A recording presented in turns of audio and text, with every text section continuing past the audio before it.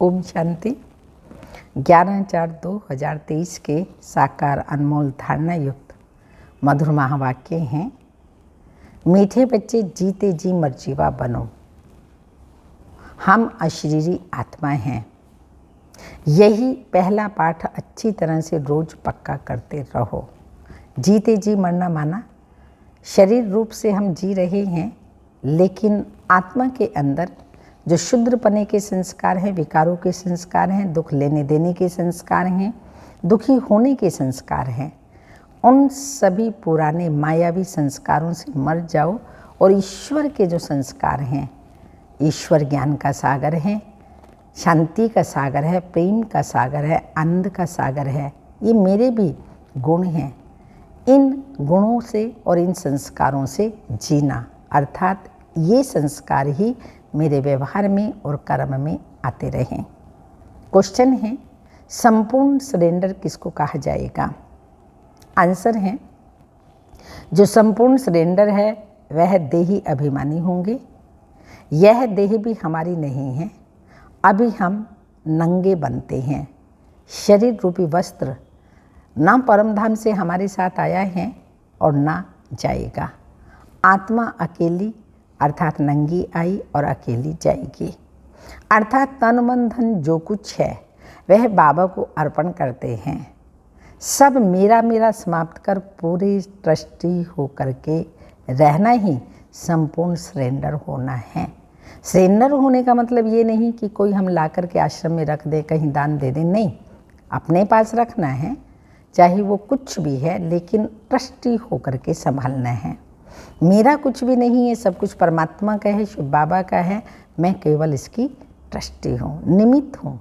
तो जितना निमित्त समझते निर्माणता आती है, ट्रस्टी रहते हैं, न्यारे रहते हैं, तो दुख सुख का प्रभाव हमारे ऊपर नहीं पड़ता। बाबा कहते, बच्चे मेरा बनकर सबसे ममत्व मिटा दो, बुद्धि का योग मिटा दो, लेकिन हर कर्म करते संभालते शिव बाबा को याद करो। धंधाधोरी करो, संभालो, माँ बाप की पालना का कर्जा उतारो, परंतु बाप की श्रीमत पर ट्रस्टी होकर। गीत है दर पे आए हैं कसम ले। ओम शांति। बच्चों ने गीत सुना, जरूर गीता का रहस्य भरा हुआ है। जो बाप बैठ इनका अर्थ समझाते हैं, इसको कहा जाता है जीते जी मरकर बाप का बनना। बाप का बनने के बाद फिर टीचर व गुरु को करते हैं। ऐसे भी नहीं सभी लौकिक गुरु करते हैं, मेजॉरिटी गुरु करते हैं। क्रिश्चियन लोग भी जब बच्चा पैदा होता है तो क्रिश्चियनाइज करते हैं, गुरु की गोद में जाकर देते हैं। फिर पादरी हो या कोई भी हो, पादरी तो क्राइस्ट नहीं हुआ, कहेंगे उनके नाम पर हम क्रिश्चियनाइज करते हैं। अभी तुम बच्चे जानते हो, पहले पहले तो हम बाप के बनते हैं। अपना तन मन धन जो भी कुछ है बाबा को अर्पण करते हैं। जीते जी मरते हैं, अर्थात हम आत्मा उनका बनते हैं। यह बुद्धि में रहना चाहिए। जो भी मेरी वस्तु है, मेरा शरीर, मेरा धन दौलत संबंधी आदि जो भी कुछ है, उसको भूलते हैं। मरने के बाद सब भूल जाता है ना, तो पहले ही परमात्मा को, ईश्वर को अर्पण कर दो, फिर उसको ट्रस्टी होके संभालो। तो बाबा ने कहा तब तो भूल जाता है, क्योंकि मजबूरी है, शरीर छोड़ के आत्मा चली जाती है। पहले से ही भूल जाओ और ट्रस्टी होके संभालो, शिव बाबा को याद करो। कितनी बड़ी मंजिल है। हम अशरीरी आत्माएं हैं, ये पक्का करना है। ऐसे नहीं कि तुम शरीर छोड़ मर पड़ते हो, नहीं। आत्मा कंप्लीट प्योर थोड़ी बनी है, भल बाप का बने हैं। परंतु बाबा कहते हैं तुम्हारी आत्मा अपवित्र है। आत्मा के पंख टूटे हुए हैं, ज्ञान और योग के जो पंख है वो टूटे हुए हैं। अभी आत्मा उड़ नहीं सकेगी। तमो प्रधान होने के कारण एक भी आत्मा वापस नहीं जा सकती। माया ने एकदम पंख तोड़ दिए हैं। बाबा ने समझाया है आत्मा फ्लाइंग स्ववाइड सबसे तीखी जाती है। स्ववाइड यानी 1 सेकंड में आत्मा शरीर से निकल चली जाती है, उससे तीखी और कोई चीज़ होती नहीं। आत्मा से कोई पहुंच नहीं सकता। अगर आत्मा निकल के सेकंड में विदेश में जाकर के गर्भ में प्रवेश करे तो बाबा ने कहा उस जैसा कोई उससे पहुंच नहीं सकता। पिछाड़ी में मच्छरों सदस्य सब आत्माएं भागती हैं, कहाँ जाती हैं? बहुत दूर दूर सूर्य चांद से भी पार। वहाँ से फिर लौटना नहीं है। आएंगी तो स्वर्ग में आएंगी, पर कलयुग में लौट करके नहीं आना। उन्हों के रॉकेट आदि तो जाकर फिर लौट आते हैं, सूर्य तक तो पहुँच नहीं सकते। तुमको तो उनसे भी दूर जाना है। 5 तत्वों से बाहर सूक्ष्म वतन, उनसे भी पार परम धाम शांति धाम जाना है। सूक्ष्म वतन से भी ऊपर मूल वतन में जाना है। झट चले जाते हैं, आत्मा को पंख मिल जाते हैं। हिसाब किताब चुकतो कर आत्मा पवित्र बन जाती है। इस क़यामत के समय की महिमा बहुत लिखी हुई है। सब आत्माओं को हिसाब किताब चुकतो कर जाना है। अभी तो सब आत्माएं मैली पाप आत्माएं हैं, यहाँ ही पुरुषार्थ पुनर्जन्म लेती रहती हैं। तुम जानते हो ये बेहद का ड्रामा है। सब एक्टर्स को पार्ट बजाने वहाँ से आना जरूर है। सबकी आत्माएं स्टेज पर आनी हैं। जब विनाश का समय होता है तो सब आ जाते हैं। वहाँ रहकर क्या करेंगे? एक्टर बिगैर पार्ट बजाने के घर में थोड़ी बैठ जाएंगे। नाटक में ज़रूर आना पड़ेगा। वहाँ से जब तक वहाँ से जब सब चले आते हैं, परमधाम से सारी आत्माएं यहाँ आ जाती हैं, तब फिर बाप सबको ले जाते हैं। तो बाप कहते हैं भले यहाँ हूँ तो भी आत्माएं आती रहती हैं। परमधाम से अभी तक भी आत्माएं आती रहती हैं।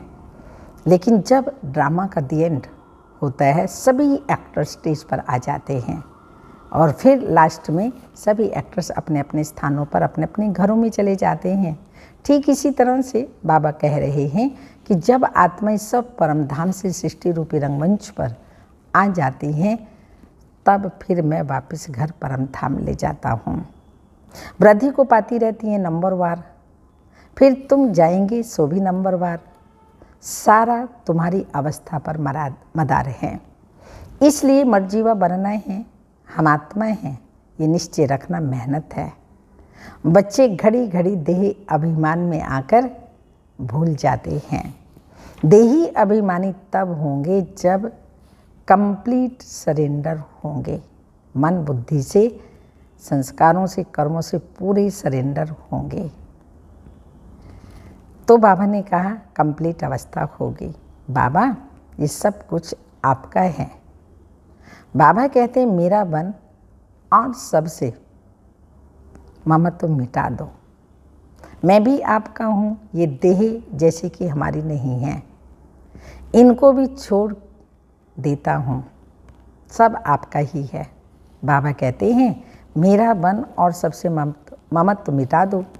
बाकी ऐसे नहीं कि यहाँ आकर बैठ जाओ, सभी आश्रम में आकर बैठ जाओ। नहीं, तुमको अपना धंधा धोरी भी करना है, घर संभालना है, बच्चों का कर्जा उतारना है, माता पिता की सेवा कर उनका उजूरा भी उतार देना है। बच्चों पर माँ बाप की पालना का कर्ज चढ़ता है ना। अब यह बाप तुम्हारी पालना कर रहे हैं, तुमसे पहले ही सरेंडर कराते हैं। सब कुछ दे दो, उनसे फिर तुम्हारी पालना भी होती रहेगी। तब हम कहेंगे कि हम परमात्मा पालना में पल रहे हैं। नहीं तो मेरा मेरा मेरा बच्चा, मेरा पति, मेरे बच्चे, मेरे माता पिता, इन्होंने मेरी पालना की, इन्होंने मेरा ये किया। नहीं, परमात्मा की पालना में मैं पल रही हूँ। ये स्मृति तब रहेगी जब सब कुछ परमात्मा को दे देंगे और उससे फिर हम पलते रहेंगे। यह शिव बाबा का भंडारा है। माता पिता तुम बच्चों की पालना कर रहे हैं। शुरू में जो भी आए थे सभी ने झट सरेंडर कर दिया, अपने पास कुछ नहीं रखा। सरेंडर किया, फिर उन धन से बिगर छुट्टी पैसा आदि किसी को दे न सके। जैसे शास्त्रों में हरिश्चंद्र की कहानी है, परंतु यथार्थ तो कुछ है ही नहीं। भारत बिल्कुल पवित्र था, भारतवासियों जैसा पवित्र सुखी और कोई होता ही नहीं। भारत सबसे बड़ा तीर्थ है, जहाँ पतित पावन बाप आकर सारी सृष्टि को, तत्वों को भी पवित्र बनाते हैं। अभी यह तत्व आदि सब दुश्मन हैं। हाँ, अचानक भूकंप आता है, सुनामी आती है, आदि आदि 5 तत्व अचानक दुख देते, बरसात देखो कैसे आ जाती है, तो यह भी सब दुश्मन हैं। अर्थक्वेक होगी, तूफान लगेंगे, क्योंकि तमो प्रधान हैं। नेचुरल कैलेमिटीज आएंगी, बहुत दुख देंगी। इस समय सब दुख की चीज़ें हैं। सतयुग में सब सुख की चीज़ें हैं। वहाँ यह तूफान व गर्म हवाएं आदि कुछ भी नहीं होती। तुम्हारे में भी यह बहुत थोड़े समझते हैं। आज हैं, कल नहीं हैं, तो कहेंगे कुछ नहीं समझता था। अगर शिव बाबा का बना और फिर छोड़ कर के चला गया, इसका मतलब उसने भगवान को समझा ही नहीं, उनकी बातों को समझा ही नहीं, निश्चय बुद्धि बना ही नहीं, इसलिए छोड़ के चला गया।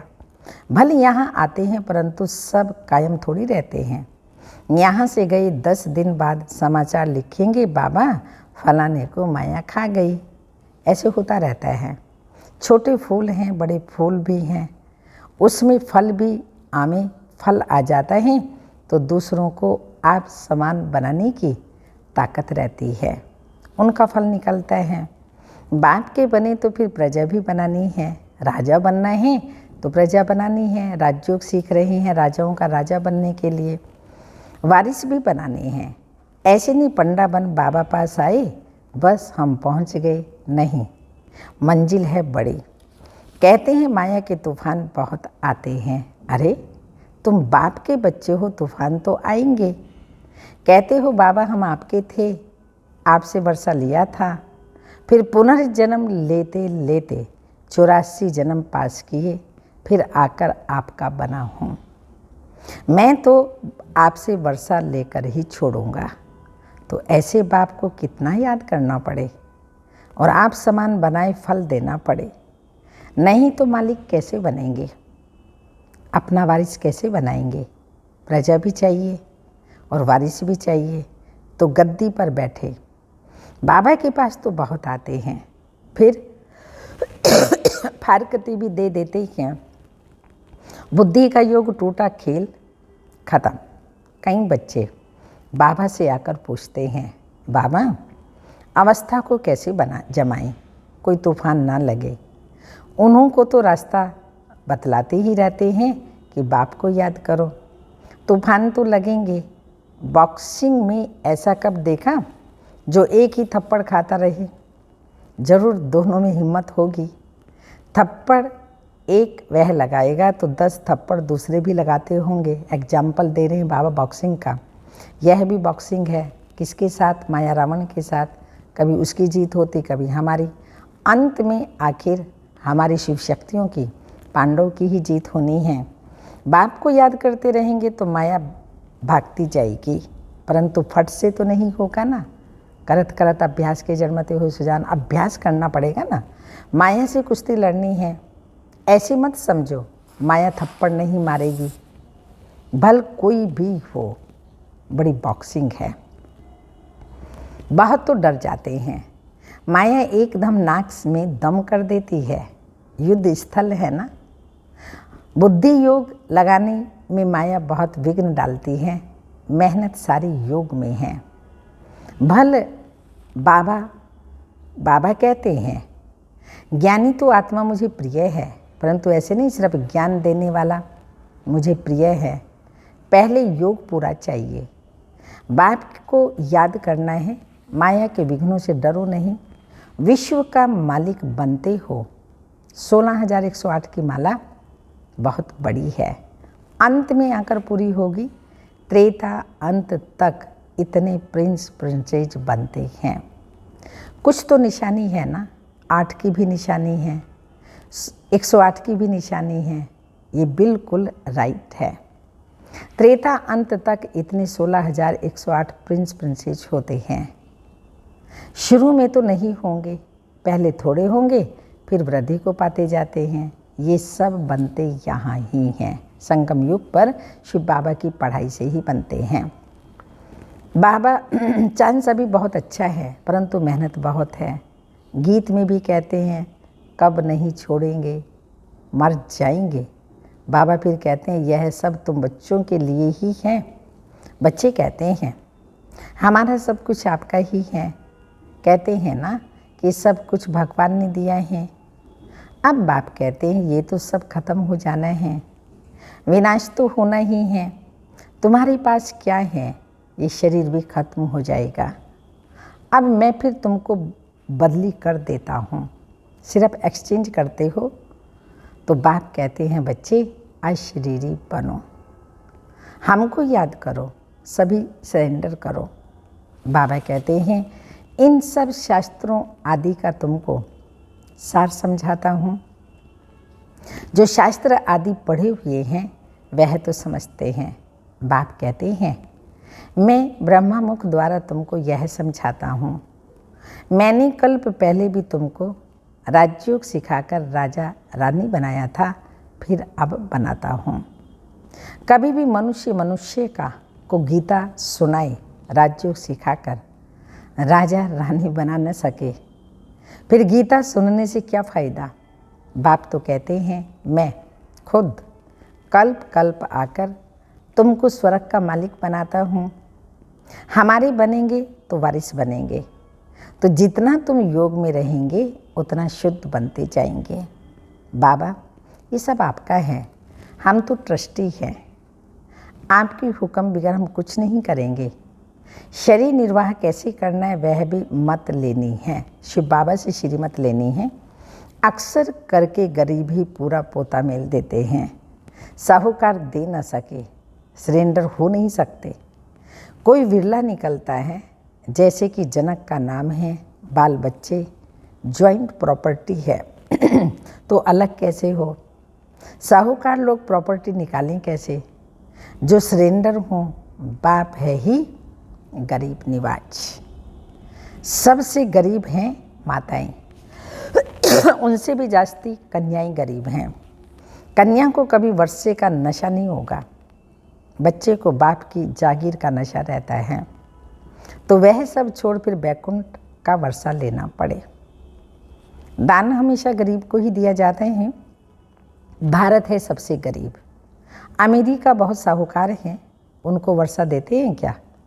भारत सबसे साहूकार था, और कोई धर्म नहीं था, सिर्फ भारतवासी ही थे। एक भाषा थी, गॉड इज वन। मैं one sovereignty, one religion, one language स्थापन करता हूँ। वन ऑलमाइटी गवर्नमेंट स्थापना करते हैं। वन से फिर 2-3 होगी, द्वापर में फिर 2-3 होगी। अभी कितने धर्म हैं, फिर जाकर वन धर्म आना चाहिए। 5,000 वर्ष की बात है। मनुष्य समझते हैं फलाना मरा, स्वर्गवासी हुआ, शायद ऊपर चला गया। दिलवाड़ा मंदिर में भी स्वर्ग ऊपर छत में ही है, तो मनुष्य मूंझ जाते हैं। वास्तव में स्वर्ग कोई ऊपर नहीं है, यही इस धरा पर होता है। जैसे रात है तो दिन नहीं, दिन है तो रात नहीं है, ऐसे ही सृष्टि रात दिन का, सुख दुख का, हार जीत का खेल है। जब सृष्टि में स्वर्ग रूपी दिन है तो नरक रूपी रात नहीं, नरक रूपी रात है तो स्वर्ग रूपी दिन नहीं, रात दिन का खेल है। दिलवाड़ा मंदिर में स्वर्ग ऊपर छत में है तो मनुष्य मूंझ जाते हैं, वास्तव में स्वर्ग ऊपर नहीं है। तुम अब जानते हो बाबा के पास जाना है, फिर यहाँ आकर के राज्य करेंगे। यहाँ माना स्वर्ग होगा, कलयुग खत्म हो जाएगा, फिर हम राज्य करेंगे। ये ज्ञान बुद्धि में रहना चाहिए, जो कोई को भी समझा सको। कच्चे को तो माया कच्चा ही खा जाएगी। बाबा के पास समाचार आता है, फलाने ने एक ही ऐसा तीर मारा जो बस मैं बाबा का बन गया। शास्त्रों में लिखा हुआ है, कुमारियों द्वारा बाण मरवाए, इसको ज्ञान बाण कहा जाता है। सिर्फ बाप की याद दिलानी है। बाकी कोई स्थूल बाणी की बात नहीं है, जानते कुछ भी नहीं। मनुष्यों को जो आया सो लिख दिया। गंदगी तो बहुत है, रिद्धि सिद्धि वाले भी बहुत हो गए हैं। सच जब निकलता है तो झूठ सामना करता है। अब तुम समझते हो कि शिव बाबा है निराकार और यह ब्रह्मा है साकार। बाकी नाभि आदि की कोई बात ही नहीं है। झूठ के कारण सच को मनुष्य समझ नहीं सकते। आजकल झूठे जवाहरात भी ऐसे फर्स्ट क्लास निकले हैं जो सच छिप गया है।